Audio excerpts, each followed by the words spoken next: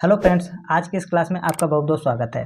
दोस्तों, आज की क्लास में हम लोग अप्लाइड मैथमेटिक्स सेकंड का एक्सरसाइज 1.1 का क्वेश्चन नंबर 29 और 30 सॉल्व करेंगे। दोस्तों, इसके पहले के सभी प्रश्नों को सॉल्व करके हमने उनका वीडियो ऑलरेडी इसी चैनल पर अपलोड कर दिया है। अगर अभी तक आपने उसे नहीं देखा है तो प्लीज़ चैनल पर जाएँ और पहले उसे देख लीजिए, उन सभी वीडियोज़ को देख लीजिए।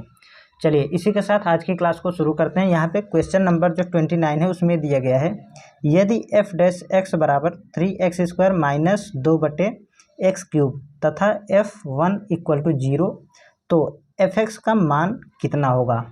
तो हमें fx का मान बताना है। तो देखिए, इसके लिए हम क्या करेंगे, यहाँ पे हमें fx दिया गया है, f डैश एक्स।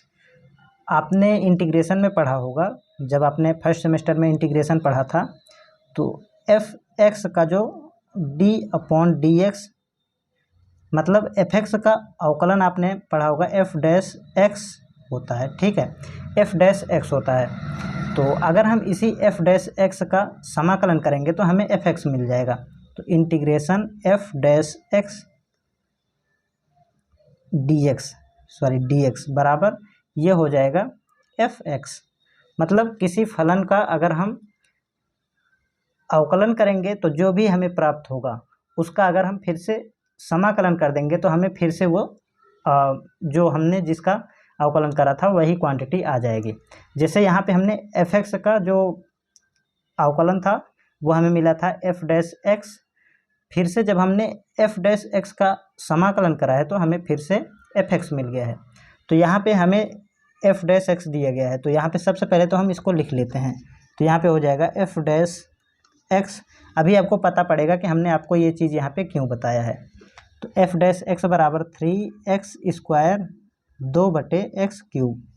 ठीक है, अब हम क्या करेंगे, यहाँ पे दोनों तरफ का समाकलन करेंगे x के सापेक्ष। तो हम यहाँ पे लिख देंगे दोनों तरफ x के सापेक्ष समाकलन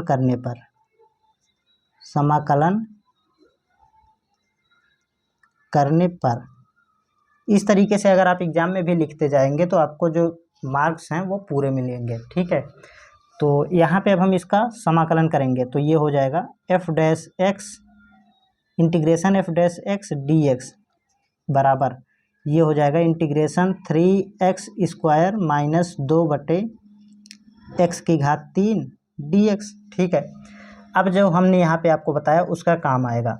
यहाँ पे देखिए एफ डैश एक्स का समाकलन एफ एक्स होता है। ठीक है, तो यहाँ पे इसके स्थान पर आ जाएगा एफ एक्स।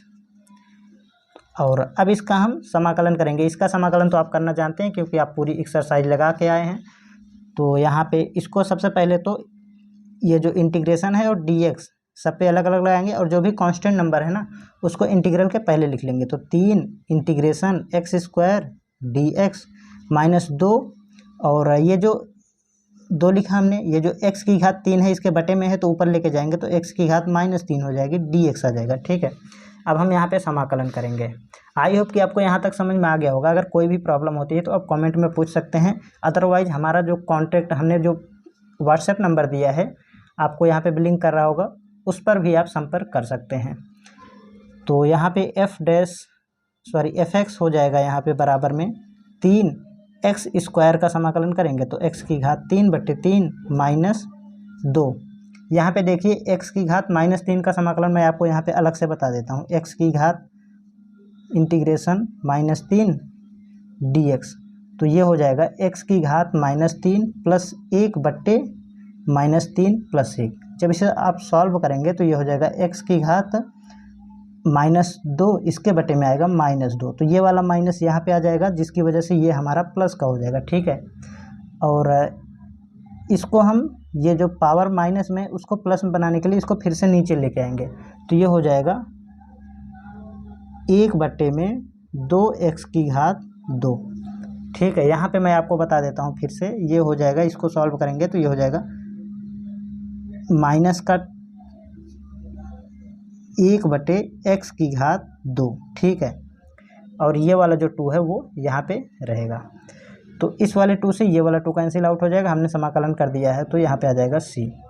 तो इस चीज़ को हमने पूरा यहाँ पे सॉल्व करके इतना कर दिया। ठीक है, अब जो भी बच रहा है यहाँ पे करेंगे, इस वाले 3 से ये वाला 3 कैंसिल आउट हो जाएगा। एफ एक्स बराबर X cube plus 1/x² plus C. इसको हम मान लेते हैं कि समीकरण नंबर 1 है। समीकरण नंबर 1 नाम दे देते हैं हम इसे, ठीक। तो इक्वेशन फर्स्ट, अब हम यहाँ पे लिखेंगे समीकरण नंबर 1 में, समीकरण 1 में x बराबर 1 रखने पर, ठीक है।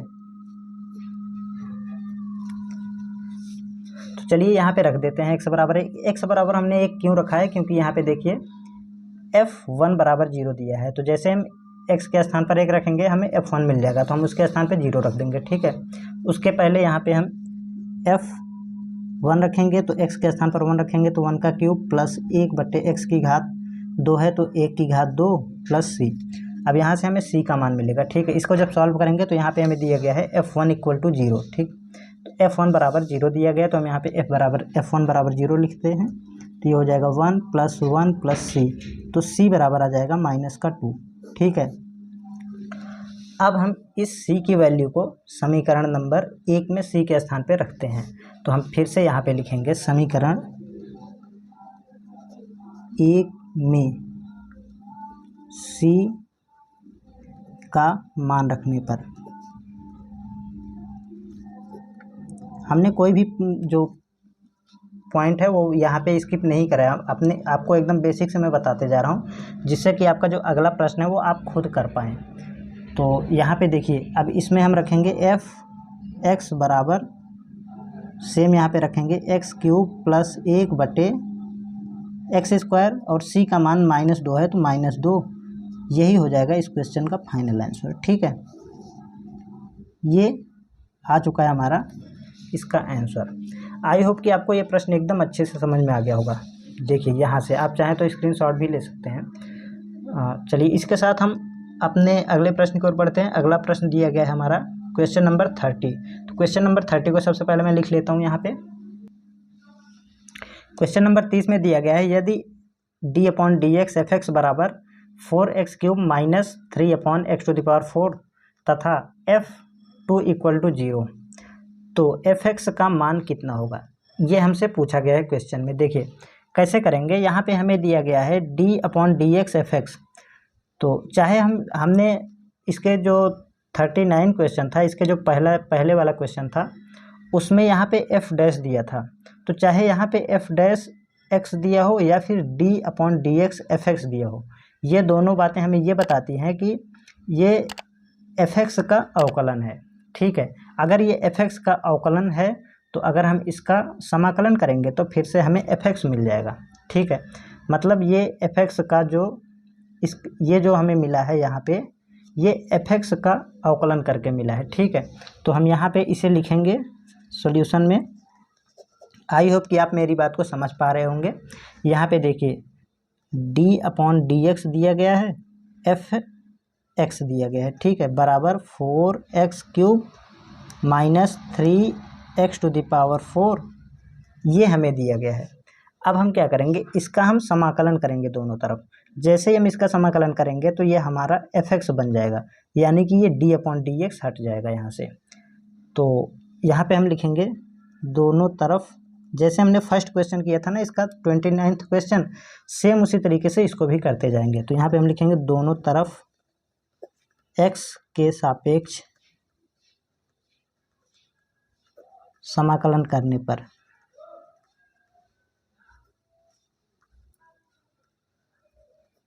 पर, ठीक है। तो इस तरीके से आप लिख देंगे यहाँ पे। उसके बाद अब इसका जब समाकलन करेंगे तो इंटीग्रल d/dx f(x), ठीक है, तो ये हो जाएगा इंटीग्रेशन 4x³ - 3x⁴ dx, ठीक। अब इसका हम यहाँ पे समाकलन करेंगे तो इसका समाकलन f(x) हो जाएगा। कई सारे स्टूडेंट्स ये मतलब उनका ये क्वेश्चन होगा कि हमें कैसे पता कि इसका समाकलन f(x) होता है।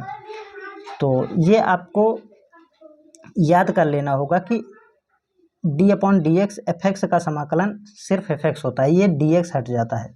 तो f(x) बराबर ये हो जाएगा हमारा, यहाँ पे करेंगे तो इंटीग्रेशन का साइन और dx अलग अलग लगाएंगे और जो भी कांस्टेंट नंबर है उनको अलग अलग बाहर कर लेंगे इंटीग्रल के। तो 4 integral x cube dx minus 3 integral x to the power 4 है 1 के बटे में, तो इसको ऊपर लेके जाएंगे तो पावर फिर से माइनस में हो जाएगा जैसे इसके पिछले क्वेश्चन में हुआ था। तो x to the power minus 4 dx, ये 4 है।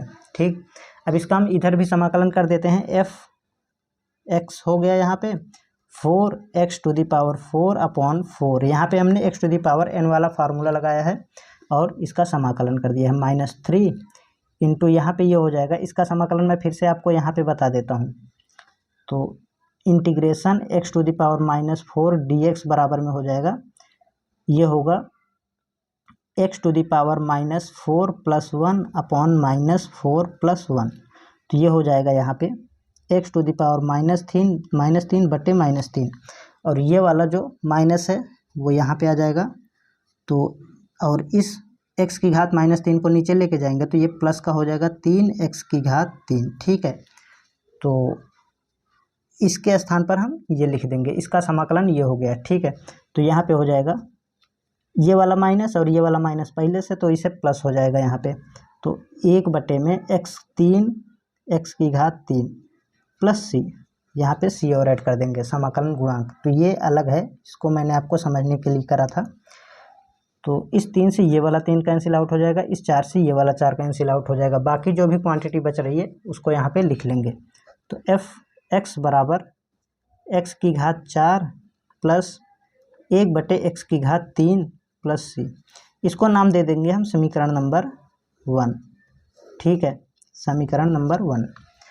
अब हम यहाँ से c की वैल्यू निकालेंगे। c की वैल्यू निकालने के लिए हम क्या करेंगे, x के स्थान पे हमें 2 दिया गया है तो हम 2 रखेंगे। ठीक है, तो यहाँ पे हो जाएगा समीकरण 1 में x बराबर 2 रखने पर, ये हमने खुद से नहीं करा है, क्वेश्चन में जो दिया गया है मैं वो करते जा रहा हूँ, रखने पर। ठीक है, तो यहाँ पे ये हो जाएगा।